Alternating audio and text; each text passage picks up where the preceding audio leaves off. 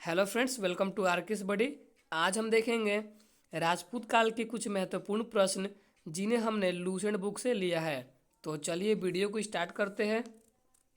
तो पहला प्रश्न है हमारा कि पूर्व मध्यकालीन भारतीय इतिहास में 750 ईस्वी से 1200 ईस्वी तक का समय मुख्यतः माना जाता है उत्तर भारत के संदर्भ में। तो फ्रेंड्स, आपका इसका ऑप्शन नंबर 20 का राइट आंसर हो जाएगा राजपूत काल। अगला प्रश्न देखते हैं। 712 ईस्वी में सिंध पर अरबों के आक्रमण के समय वहां का शासक कौन था? आपका option number B correct option हो जाएगा दाहिर। अगला प्रश्न देखते हैं। अगला प्रश्न है हमारा कि सर्वप्रथम भारत में जजिया कर लगाने का श्रेय सिंध के विजेता मोहम्मद बिन कासिम को दिया जाता है। उसने किस वर्ग को इस कर से पूर्णतः मुक्त रखा? आपका ऑप्शन नंबर सी करेक्ट हो जाएगा ब्राह्मणों को। अगला प्रश्न देखते हैं।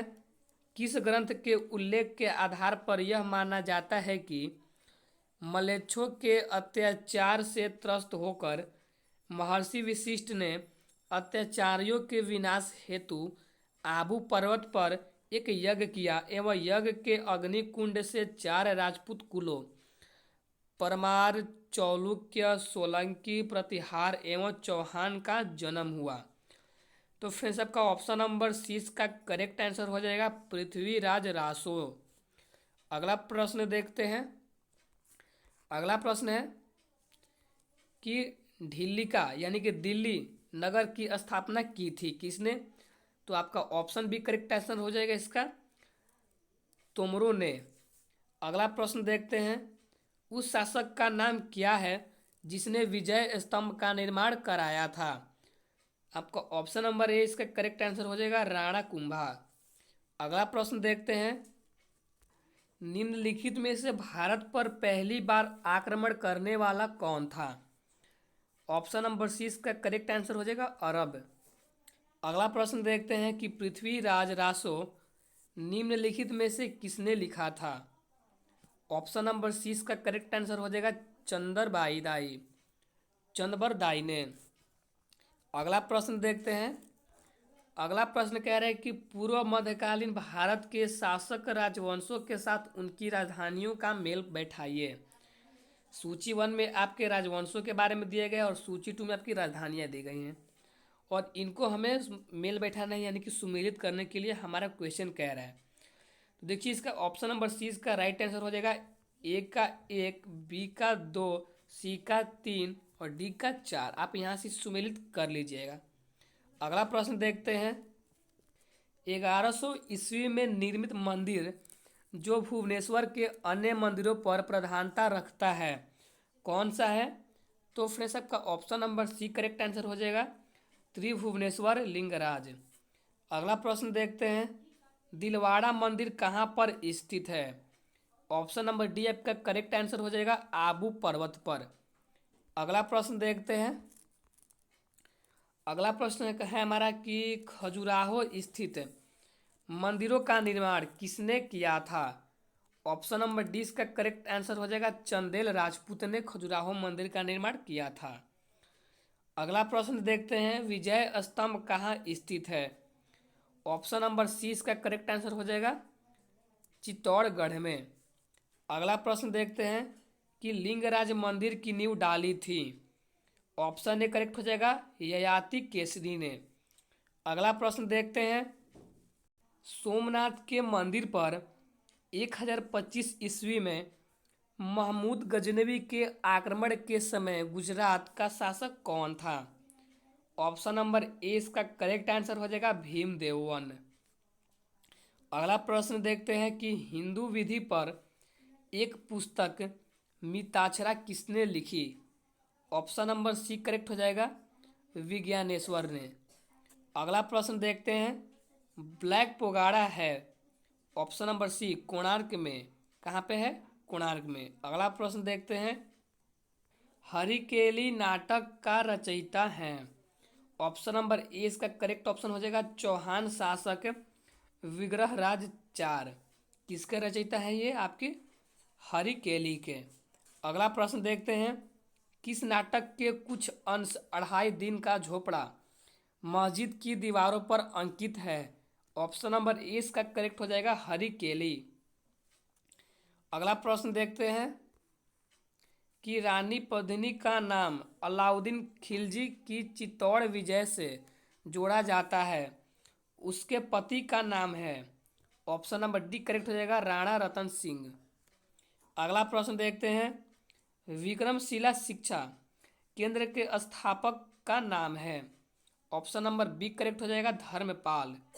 अगला प्रश्न देखते हैं निम्नलिखित में से किस मंदिर परिसर में एक भारी भरकम नंदी की मूर्ति है जिसे भारत की विशालतम नंदी मूर्ति माना जाता है? ऑप्शन नंबर सी इसका करेक्ट आंसर हो जाएगा कंदरिया महादेव मंदिर। अगला प्रश्न देखते हैं निम्नलिखित में से किसे एक नए संवत चलाने का यश प्राप्त है? ऑप्शन नंबर डी इसका करेक्ट ऑप्शन हो जाएगा लक्ष्मण सेन को। अगला प्रश्न देख लेते हैं। तो गाइज अगला प्रश्न है हमारा कि गीत गोविंद के रचनाकार जयदेव किसकी सभा को अलंकृत करते थे? ऑप्शन नंबर डी करेक्ट हो जाएगा लक्ष्मण सेन। अगला प्रश्न देखते हैं किसने सोमपुर महावीर हार का निर्माण कराया था? ऑप्शन नंबर सी इसका करेक्ट आंसर हो जाएगा धर्मपाल। अगला प्रश्न देखते हैं भुवनेश्वर तथा पुरी के मंदिर किस शैली से निर्मित हैं? ऑप्शन नंबर ए करेक्ट हो जाएगा नागर शैली से। अगला प्रश्न देखते हैं राजवंश जो कन्नौज पर आधिपत्य स्थापित करने में त्रिकोणीय संघर्ष में उलझे हुए थे वे थे? तो एक में आपका दिया है चोल, दो में है पाल, तीन में है प्रतिहार, चार में है राष्ट्रकूट। ऑप्शन नंबर सी इसका करेक्ट आंसर हो जाएगा 2, 3 एवं 4 यानी कि पाल, प्रतिहार और राष्ट्रकूट। अगला प्रश्न देखते हैं कि भारत में प्रथम आक्रमणकारी था? ऑप्शन नंबर सी करेक्ट हो जाएगा मोहम्मद बिन कासिम। भारत का पहला आक्रमणकारी कौन था? तो मोहम्मद बिन कासिम। अगला प्रश्न देखते हैं जगतनाथ मंदिर किस राज्य में है? ऑप्शन बी करेक्ट आंसर हो जाएगा उड़ीसा में। अगला प्रश्न देखते हैं पुरी में स्थित कोणार्क के विशाल सूर्यदेव के मंदिर के निर्माता थे? ऑप्शन ए करेक्ट हो जाएगा नरसिंह एक। अगला प्रश्न देखते हैं अजय पाल संस्थापक थे किसके? तो ऑप्शन सी अजमेर के करेक्ट हो जाएगा। अगला प्रश्न देखते हैं निम्नलिखित में से कौन कविराज के नाम से विख्यात था? ऑप्शन ए करेक्ट हो जाएगा भोज परमार। कविराज के नाम से विख्यात थे कौन? तो भोज परमार। ऑप्शन ए इसका करेक्ट आंसर हो जाएगा। अगला प्रश्न देखते हैं भोज परमार द्वारा रचित पुस्तकें हैं। ए में दिए हुए आपका समरांगण सूत्रधार, 2 में है आपका सरस्वती कंठाभारण, 3 में है आपका योग सूत्रवृत्ति और चौथे में है आपका आयुर्वेद सर्वस्व। तो ये फ्रेंड्स आपके जो भोज परमार द्वारा लिखित जो आपके रचित पुस्तकें हैं तो ये चारों आपका सही है यानी कि ऑप्शन नंबर सी करेक्ट हो जाएगा 1, 2, 3 और 4 यानी कि सभी के रचयिता कौन है? तो भोज परमार द्वारा ही ये पुस्तकें सारी रचित हैं। अगला प्रश्न देखते हैं। तो अगला प्रश्न है हमारा कि समरांगण सूत्रधार का विषय है। ऑप्शन नंबर ए करेक्ट हो जाएगा स्थापत्य शास्त्र। अगला प्रश्न देखते हैं उसकी मृत्यु से धारा नगरी विदा और विद्वान तीनों ही निराचित हो गए। अधधारा, निराधारा, निरालंबा सरस्वती, पंडिता अखंडिता सर्वे भोजराजे दिवंगते। यह उक्ति किस शासक के संबंध में है? ऑप्शन ए करेक्ट हो जाएगा भोज परमार के। अगला प्रश्न देखते हैं किस शासक के राज दरबार में जैन आचार्य हेमचंद्र को संरक्षण मिला? ऑप्शन सी करेक्ट हो जाएगा ए और बी दोनों यानी कि कौन कौन? तो जय सिंह सिद्धराज और बी में आपका कुमार पाल। तो ये आपका ऑप्शन सी करेक्ट हो जाएगा ऑप्शन ए और बी दोनों। अगला प्रश्न देखते हैं कि वह प्रथम भारतीय शासक कौन है जिससे तुर्क आक्रांता मोहम्मद गौरी का सामना हुआ और जिसने मोहम्मद गौरी को परास्त किया? ऑप्शन बी करेक्ट हो जाएगा भीम 2। अगला प्रश्न देखते हैं, किस शासक ने कालिंजर के अजय दुर्ग का निर्माण करवाया? ऑप्शन सी करेक्ट हो जाएगा धनदेव। अगला प्रश्न देखते हैं, निम्नलिखित में वह कौन सा संवत है जो कलचुरियों द्वारा प्रयुक्त किए जाने के कारण कलचुरी संवत भी कहलाता है? ऑप्शन नंबर सी करेक्ट हो जाएगा त्रैकुटक संवत। अगला प्रश्न देखते हैं, किसके राज्यकाल में लक्ष्मीघर ने कल्पद्रुम या कृत्य कल्पतरु नामक विधि ग्रंथ की रचना की? ऑप्शन नंबर बी करेक्ट हो जाएगा गोविंद चंद्र। अगला प्रश्न देखते हैं, चंदावर का युद्ध 1194 ईस्वी किसके मध्य हुआ? ऑप्शन आपका सी करेक्ट हो जाएगा जयचंद्र एवं मोहम्मद गौरी के बीच में हुआ था। अगला प्रश्न देखते हैं, नैषध चरित्र व खंडन खंड खाग के रचयिता श्री हर्ष किस शासक के राजकवि थे? ऑप्शन नंबर डी करेक्ट हो जाएगा जयचंद्र। अगला प्रश्न देखते हैं, निम्नलिखित शहरों में से किसमें लिंगराज मंदिर अवस्थित है? ऑप्शन ए करेक्ट हो जाएगा भुवनेश्वर में। अगला प्रश्न देखते हैं, किस पर स्वामित्व के लिए पाल प्रतिहार व राष्ट्रकूट के बीच त्रिपक्षीय संघर्ष हुआ? ऑप्शन बी करेक्ट हो जाएगा कन्नौज। अगला प्रश्न देखते हैं, त्रिपक्षीय संघर्ष की पहल किसने की? ऑप्शन ए करेक्ट हो जाएगा वत्सराज। अगला प्रश्न देखते हैं, त्रिपक्षीय संघर्ष का आरंभ किस सदी में हुआ? ऑप्शन ए करेक्ट हो जाएगा 8वीं सदी ईस्वी में। अगला प्रश्न देखते हैं, अगला प्रश्न है कि त्रिपक्षीय संघर्ष का आरंभ और अंत किस राजवंश ने किया? ऑप्शन बी करेक्ट हो जाएगा प्रतिहार। अगला प्रश्न देखते हैं, त्रिपक्षीय संघर्ष में भाग लेकर उत्तर भारत की राजनीति में हस्तक्षेप करने वाली और दक्षिण से उत्तर पर आक्रमण करने वाली दक्षिण की प्रथम शक्ति थे? ऑप्शन ए करेक्ट हो जाएगा राष्ट्रकूट। अगला प्रश्न देखते हैं, पाल वंश का संस्थापक कौन था? ऑप्शन ए करेक्ट हो जाएगा गोपाल। अगला प्रश्न देखते हैं कि पाल वंश की राजधानी थी? ऑप्शन ए करेक्ट हो जाएगा मुद्दगिर या मुंगेर। अगला प्रश्न देखते हैं, राष्ट्रकूट वंश का संस्थापक था? ऑप्शन ए करेक्ट हो जाएगा दंती दुर्ग या दंतवर्मन 2। अगला प्रश्न देखते हैं, राष्ट्रकूट वंश की राजधानी थी? ऑप्शन नंबर ए करेक्ट हो जाएगा मालखंड या मान्य खेत। अगला प्रश्न देखते हैं, किस प्रतिहार शासक ने आदिवराह की उपाधि धारण की? ऑप्शन सी करेक्ट हो जाएगा मिहिर भोज। अगला प्रश्न देखते हैं, अगला प्रश्न है, किस विदेशी यात्री ने गुर्जर प्रतिहार वंश को अल गुर्जर एवं इस वंश के शासकों को बौरा कहकर पुकारा? ऑप्शन बी इसका करेक्ट आंसर हो जाएगा अलम सूदी। अगला प्रश्न देखते हैं, कर्पूर मंजरी नाटक के रचयिता राजशेखर को किस प्रतिहार शासक ने संरक्षण दिया? ऑप्शन सी करेक्ट हो जाएगा महेंद्रपाल एक ने। अगला प्रश्न देखते हैं, प्रतिहार स्वयं को का वंशज मानते थे जो राम के प्रतिहार अर्थात द्वारपाल थे? ऑप्शन सी करेक्ट हो जाएगा लक्ष्मण। अगला प्रश्न देखते हैं, 750 ईस्वी में बंगाल के पाल वंश की स्थापना करने वाले गोपाल ऐसे शासक थे जिन्हें सामंती सरदारों ने चुना, यानी कि ऑप्शन नंबर सी इसका करेक्ट आंसर हो जाएगा। अगला प्रश्न देखते हैं, किस पाल शासक को गुजराती कवि सोरढल ने उत्तरापद स्वामी कहा? ऑप्शन ए करेक्ट हो जाएगा धर्मपाल। अगला प्रश्न देखते हैं, अगला प्रश्न है कि 9वीं सदी में भारत आए अरब यात्री सुलेमान ने किस साम्राज्य को रूमा कहकर संबोधित किया? ऑप्शन ए करेक्ट हो जाएगा पाल।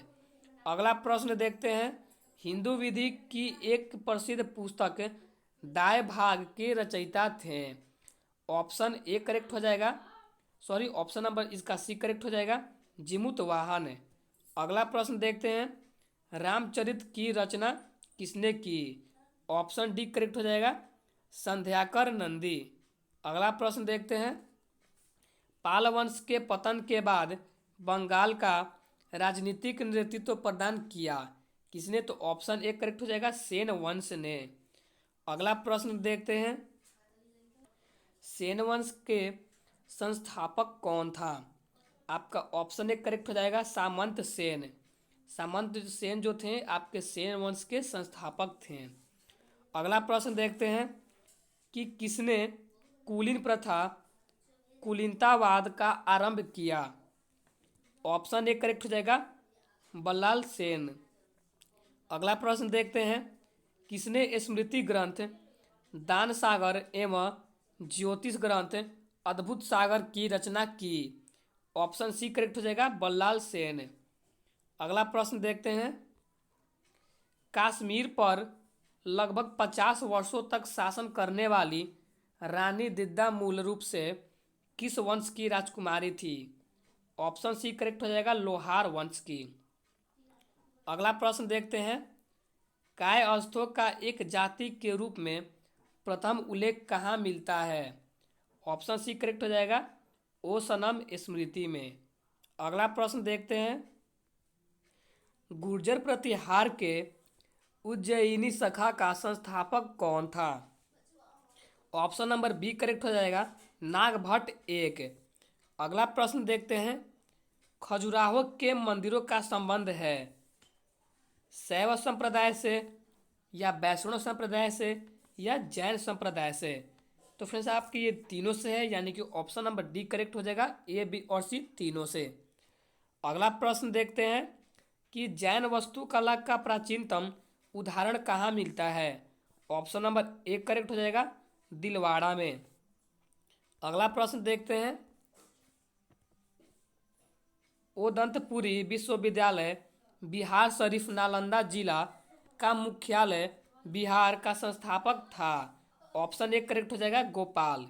अगला प्रश्न देखते हैं, मोढेरा का सूर्य मंदिर किस राज्य में स्थित है?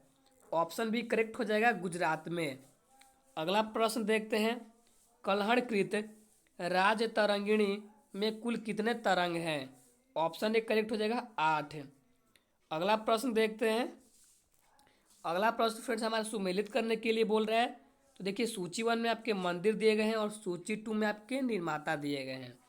तो आइए इसको सुमेलित करते हैं। तो जो आपके ऑप्शन ए में है चतुर्भुज विष्णु मंदिर खजुराहो मंदिर, तो उसके निर्माता आपके थे यशो वर्मा। बी आपके जो बी में है कंदरिया महादेव मंदिर खजुराहो मंदिर, तो इसके निर्माता थे आपके दंग। सी में है आपका विमल वसही मंदिर आबू दिलवाड़ा मंदिर, तो इसके निर्माता थे विमल शाह वैश्य। अगला प्रश्न है अगला आपका है डी, तो लून वसही देवरानी जेठानी मंदिर आबू दिलवाड़ा, तो इसके निर्माता हैं आपके तेजपाल व वस्तुपाल। यानी कि फ्रेंड्स ये ऑलरेडी पहले से ही सुमेलित है, तो इसका ऑप्शन नंबर एक करेक्ट आंसर हो जाएगा। ए का 1, बी का 2, सी का 3 और डी का 4, यानी कि आपको ऑप्शन नंबर इसका करेक्ट आंसर हो जाएगा। तो फ्रेंड्स यहीं पे हमारी वीडियो ख़त्म होती है, तो मिलते हैं नेक्स्ट वीडियो में। Thank you.